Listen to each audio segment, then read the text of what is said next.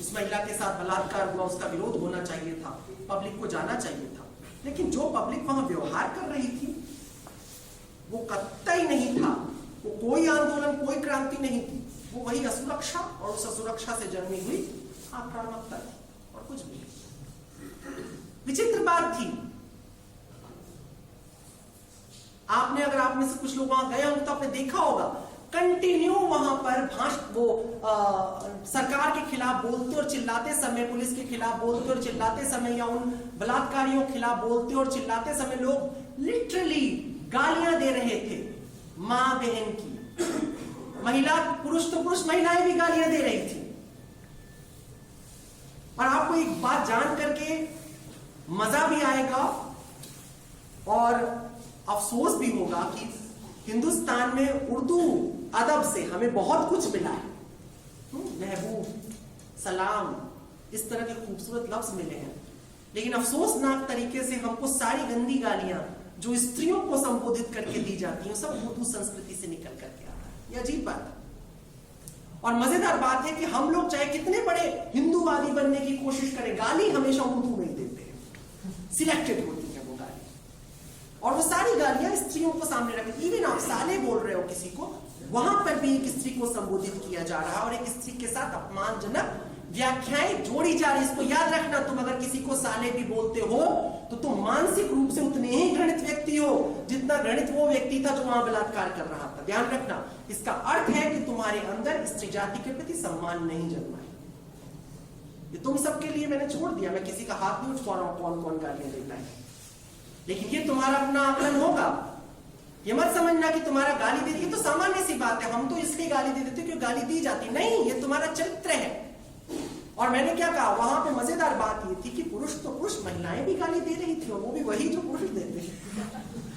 Women liberalisation में कम से कम इतना तो होना चाहिए था, गालियां पुरुषों को संबोधित करके बनाई जाए, कुछ नया होना चाहिए। वरना ये तो अजीब बात है कि मैं अपने ही गाल पर थप्पड़ मार रहा हूं। कम से कम स्त्रियां तो साले ना बोले, वो तो कुछ बदले इसको। मैं चूंकि ज्यादा रिलेशंस नहीं जानता, पर कोई इसके पैरेलल रिलेशन हो तो ढूंढ लेना, नेक्स्ट टाइम से वो वाली गाली देना। आई डोंट नो क्या होता है। Do understand? तो समस्या यहां पे टिकी हुई है। हम सिर्फ आक्रोश, अपने भीतर का जो गुस्सा था वो उखाड़ करके फेंक रहे थे। हमें किसी क्रांति से मतलब नहीं था। हमें गालियां देने के लिए कोई केंद्र चाहिए जहां हम जाकर के भरपूर मात्रा में गालियां दे सकें। और ये क्यों हम कर रहे हैं? क्योंकि हमने जो चीज आयातित की थी गलती से, पश्चिम से हमने जो सबसे पहली चीज ले ली उठा करके, वो थी आइडियोलॉजी, विचार। हमारी मुश्किल यहां से शुरू। हम आज भी यांत्रिक रूप से पश्चिम को उतना नहीं देखना पसंद करते, लेकिन बौद्धिक रूप से हमको पश्चिम बहुत अच्छा लगता है। हमारी हर बात पे पश्चिम की मोहर होना जरूरी है। अगर हमारे कविताओं को, हमारे नाटकों को, हमारे लेखों को अगर बुकर या क्या कहते हैं नोबेल नहीं मिला है तो हम एक बेवकूफ देखा गया। हमारे हर एक शोध को पश्चिम से डिग्री मिलनी चाहिए, पश्चिम से निशान मिलना चाहिए, पश्चिमी लोगों को कहना चाहिए कि हाँ साहब आप बुद्धिमत्ता की बात करते हैं, अन्यथा आप बेवकूफ हैं, निरे बेवकूफ हैं। कितनी खूबसूरती से आपके दिमाग पर कब्जा कर लिया गया है, कितनी खूबसूरती के साथ आपको स्लेव बना दिया गया है, गुलाम बना दिया गया। ये मानसिक गुलामी है। मैं कल भी कह रहा था कि कोई राष्ट्र तब तक स्वतंत्र नहीं है जब तक वह अपनी संस्कृति को खोज करके स्थापित नहीं कर देता है। उसकी सांस्कृतिक राष्ट्रीयता अत्यंत आवश्यक होती है राजनैतिक राष्ट्रीयता से पहले। तुम्हें कल्चरली पहले तुमको अपना एक नेशन ढूंढना पड़ेगा। और अफसोस की बात है, तुम राजनैतिक रूप से तो तुम एक राष्ट्र में रहते हो, लेकिन तुम सांस्कृतिक रूप से किस राष्ट्र में रहते हो? तुम कहते हो हम एक सेक्युलर देश में रहते हैं। ये मजेदार बात है अपने आप में।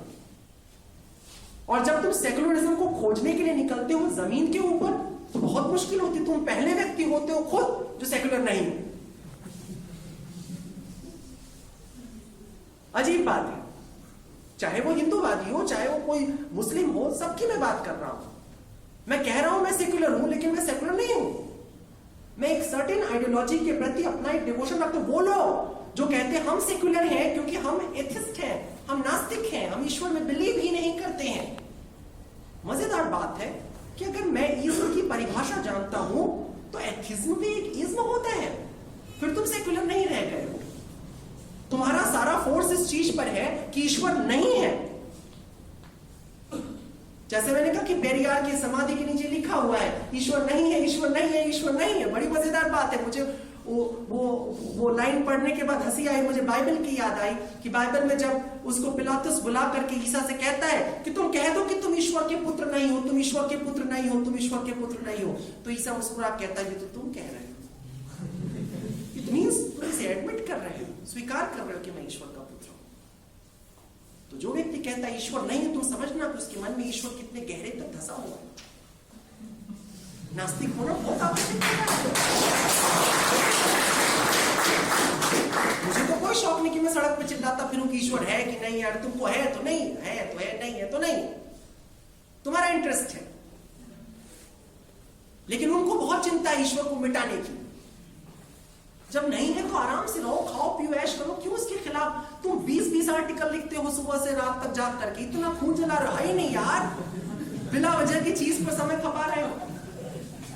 लेकिन वो खपाएंगे क्योंकि वो हवा की तरह, भूत की तरह उनके चारों ओर खड़ा है, मैं हूं मैं हूं मैं हूं। पुजारी को कोई चिंता नहीं है, वो तो खा पी के लड्डू सोया हुआ आराम से। ईश्वर है नहीं है, लड्डू तो है।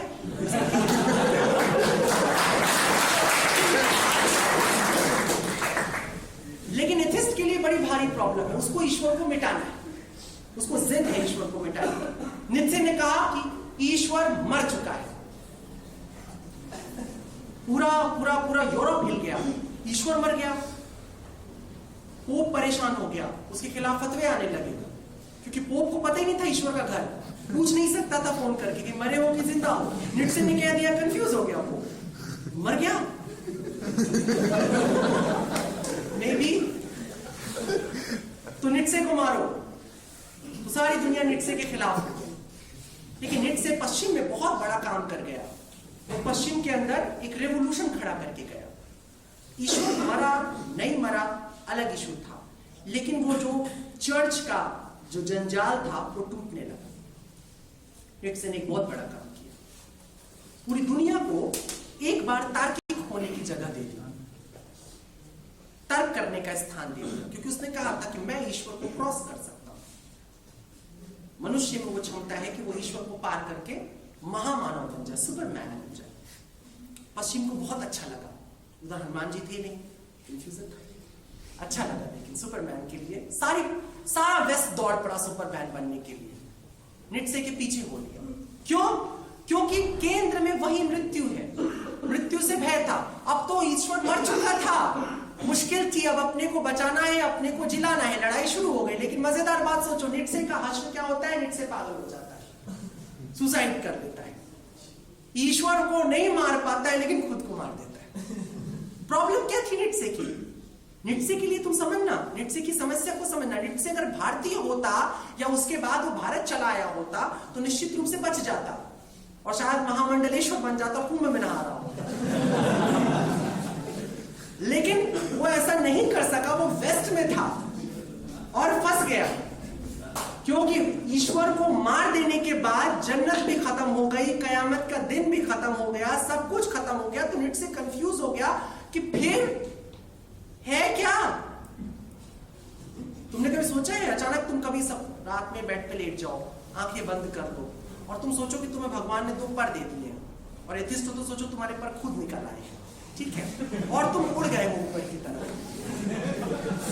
ऊपर की तरफ उड़ गए हो और तुमको ऊपर उड़ना है और जहां खत्म हो रहा है आकाश वहीं पे तुमको जाकर के रुक जाना है।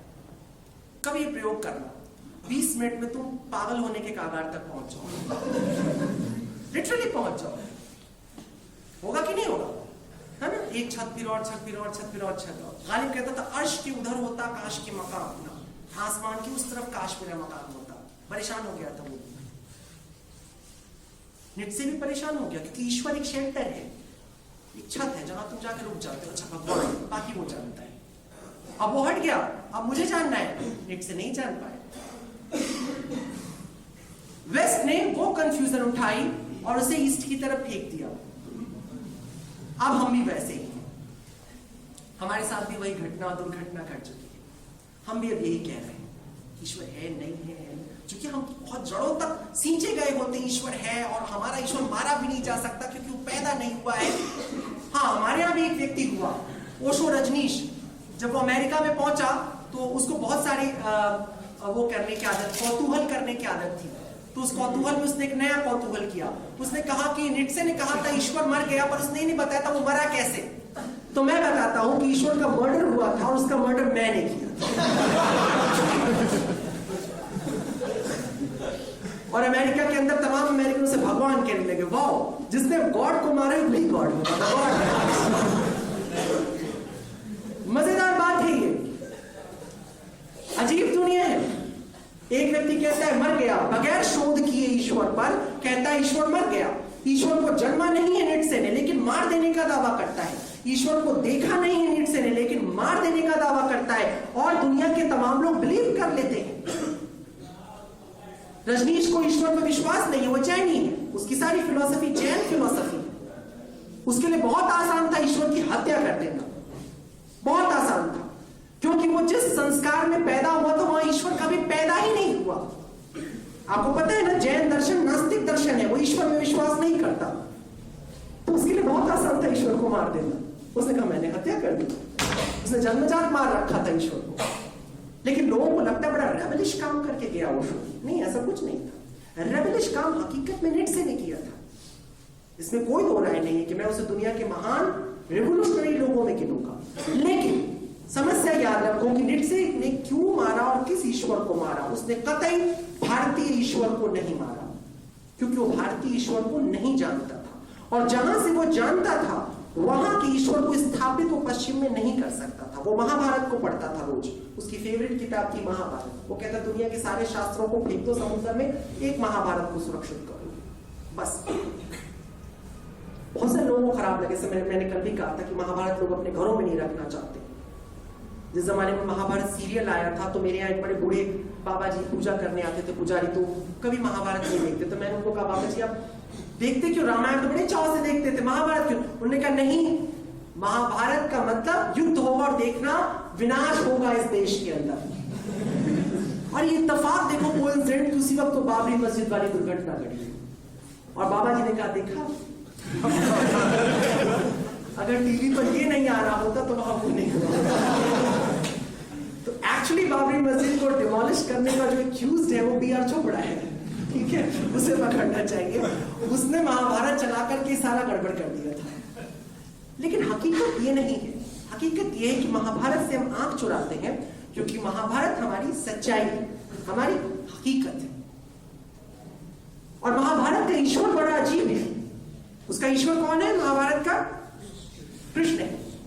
और अजीब सा है वो युद्ध भूमि में खड़ा है। सारे ईश्वर सुरक्षा की बात करते हैं, रक्षा की बात करते हैं, प्रोटेक्शन की बात करते हैं, और वो कहते हैं मरो और मारो।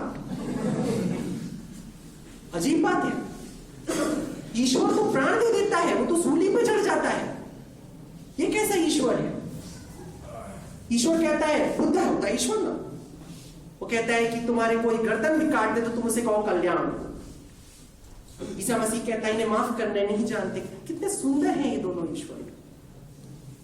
और तुम्हारा ईश्वर अर्जुन से कहता है अपने दादा को मारो, अपने गुरु को मारो, अपने चाचा को मारो, अपने भाई को मारो, सबको मारो। वो कह रहा है बेचारा कि गलत बात है, पाप है, जरा सी जमीन के लिए अब तुम मुझे क्यों लड़ाने पे लगे हुए हो? कहता नहीं मारो, यू हैव टू किल। ऐसा दृष्ट ईश्वर, इतना लड़ाका ईश्वर। रशिया में लोगों ने कहा कि ये तो आतंकवाद फैलाती है गीता से। मैं